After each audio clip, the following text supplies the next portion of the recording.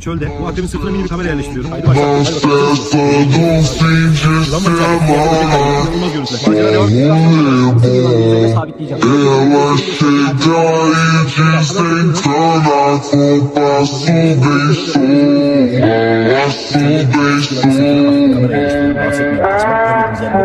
Şimdi hareket ediyor. Bunun üstünden gidiyor. Dar bir yere yöneldi.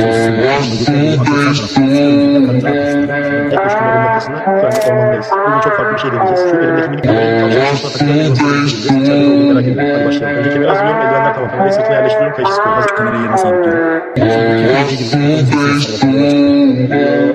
Görüntü geldi. Ay bakın şuraya. Böcekler kaynıyor. İnanılmaz bir sürü yılan var burada. Hepsi kendi evde yapıyorum.